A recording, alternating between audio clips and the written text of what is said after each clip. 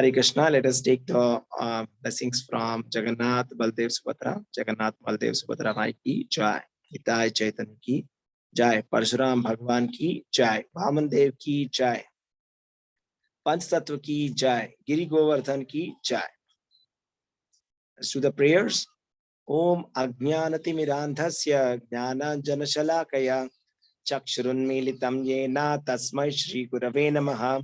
Namam Vishnupadaya Krishna Prashtaya Bhutale Srimate Bhakti Vedanta Swaminiti Namine Namaste Saraswate Deve Gauravani Pracharine Nirvishesha Shunyavadi Paschatya Deshatarine Jai Shri Krishna Chaitanya Prabhu Nityananda Shri Advaita Gadadhara Srivasadi Gaura Bhakta Vrinda Hare Krishna Krishna Krishna Hare Hare Hare Rama Rama Rama Hare Hare.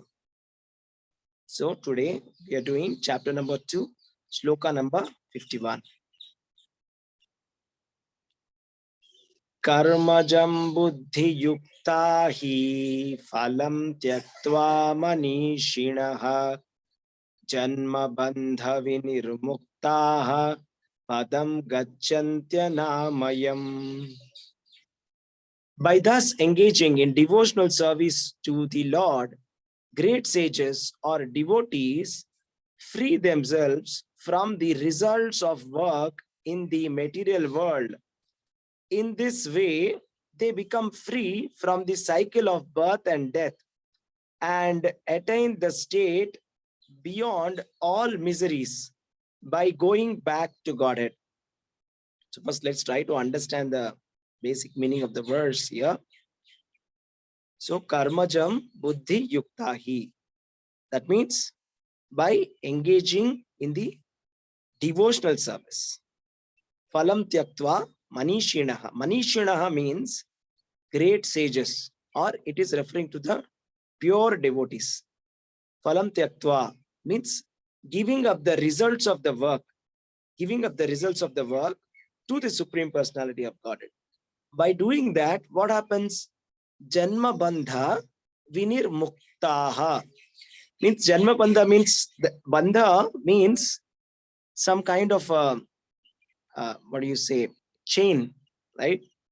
Some kind of bondage. So birth, etc., kind of a bondage. Vinir muktaha. They will get freed from this bondage of material existence. And what happens? Last line. Padam gacchanti anamayam. Means they will go back to Godhead, right? They'll go back to that world, which is anamayam, right?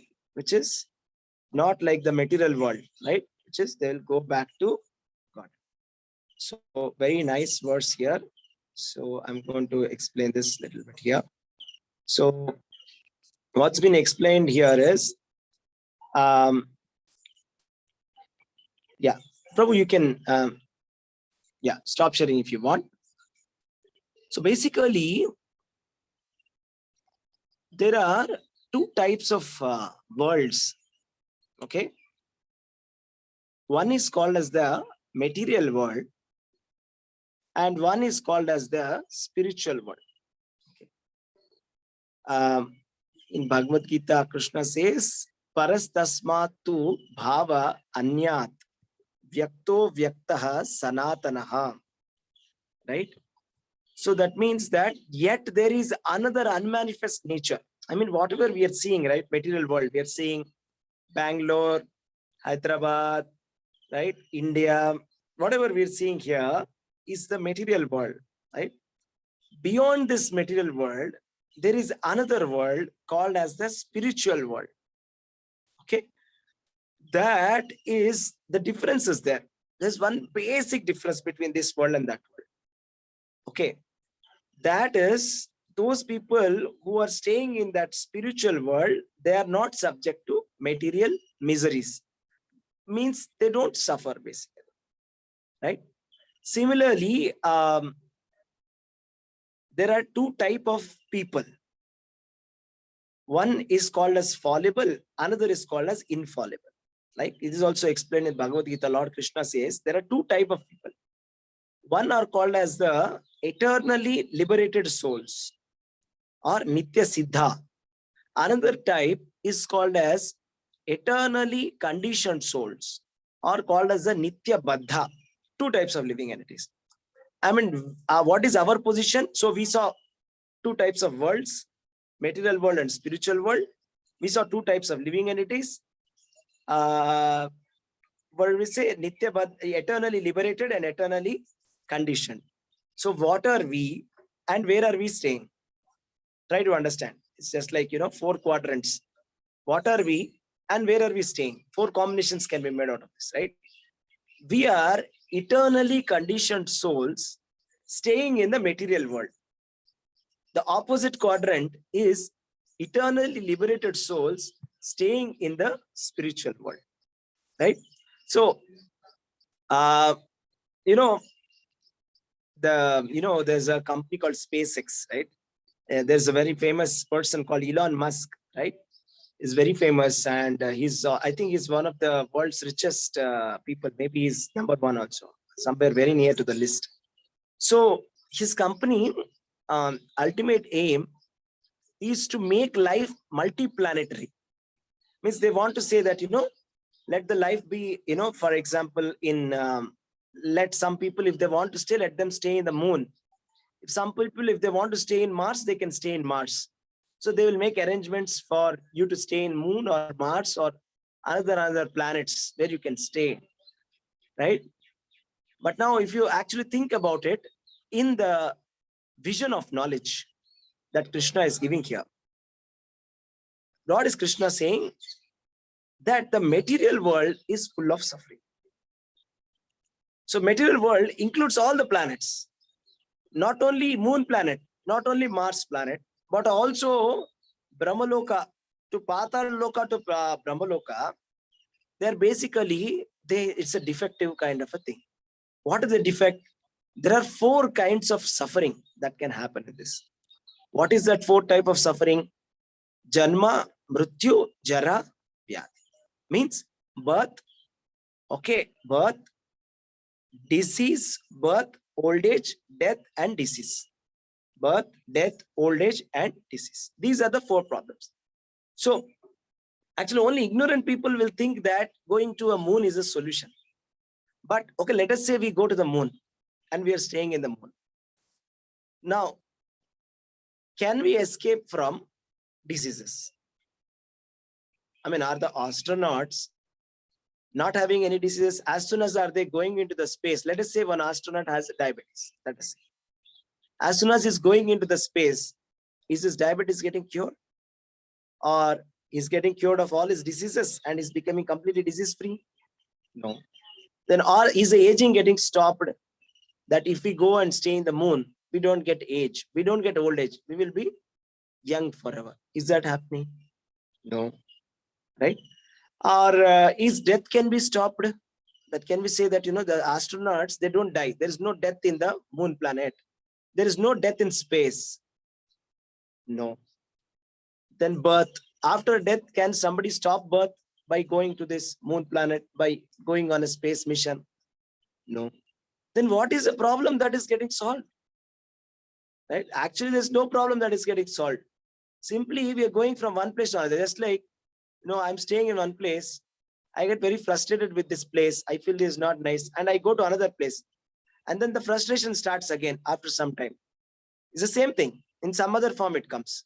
Right? So material world is full of miseries. Right? So, but Krishna is giving information in Bhagavad Gita that there is another type of world called as Vaikunta. Kunta means anxiety. Right? And Vaikunta means without anxiety. That spiritual world, what Krishna is telling here, Padam Gachanti Anamayam, right? You'll go back to Godhead, that is Vaikunta planet. There is no anxiety at all. Absolutely no anxiety. It's described in Srimad Bhagavatam that it is the Vaikunta planet. One of the description is Akhanda Utsavam. Akhanda Utsavam means every day there is an event. Every day there is a festival. Every day there is celebration. Every day there is happiness. Right? Anandambudhi Vardhanam. The ocean of bliss is increasing. Right? It's already, the people are so blissful, and people there are not materialistic. The nature of the people there is that They are the Nitya Siddhas, are eternally liberated souls. And what do they do there? Are they fighting? No, they don't fight. Or do they kind of engage in time pass activities, sense gratification, movies? No, they don't do that. Then what is the activity that they are doing? The only activity that they do is that they are glorifying the Supreme Personality of Godhead. Right? They are worshipping. They are all serving the Supreme Personality of Godhead. So that means that if you want to make your life successful, then you must try to understand Krishna. If you try to understand Krishna, if you try to understand this basic point, that this world is full of suffering. And if I serve the Supreme Personality of Godhead, Krishna, by engaging in his loving devotional service, I can go back to Godhead. That will end all the miseries. Actually, this is the real solution that we need to understand. Right? This is the real solution that we need to understand. Okay. So actually, the point given here is that by engaging in the devotional service of the Supreme Personality of Godhead, we can go back to Godhead. Right? To engage in devotional service, we must know what is my position, what is the position of Krishna, isn't it? If you have to serve somebody, you should know who are you and who is your boss. If you don't know who are you and who is your boss, if you think that you are the boss and your boss is your subordinate, you cannot serve him, is it not? Let's say you go to office and you don't know who is your subordinate, who is your manager, and you think that your manager is your subordinate and your subordinate is your manager, is it not ignorance? Right? Or if you think that your manager is equal to you, that is also ignorance. That is also a mistake. So here Krishna is telling, by serving the Supreme Personality of Godhead, we can go back to Godhead. That is to the spiritual world where there is no suffering. But the monist people are telling that they are equal to Supreme Personality of Godhead. So this kind of knowledge is not knowledge. If we think that I'm equal to God, then how can I serve God? I mean, the solution given here is to serve God submissively, to come to our constitutional position as a servant and then serve. If I am mistakenly thinking that Krishna is equal to me, then it is not possible to serve him. Then that is not called knowledge. That is called as ignorance. So let us all try to understand what is our position. First, our position is that we are the Nitya Baddha, eternally conditioned souls.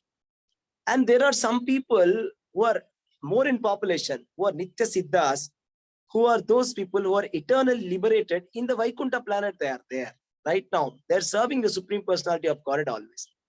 Now we can go to that place and we can become eternally liberated. We can become liberated by doing this devotional service, by understanding, first of all, who am I? What is my position? That I am suffering here. Why am I suffering? What is the solution for this problem? That's it. If we understand this simple single verse, we have understood Bhagavad Gita. Hare Krishna. Any questions you can ask? Hare Krishna. Yes, I hope my... Yeah, Hare Krishna. Oh, okay. Hare Krishna. One second.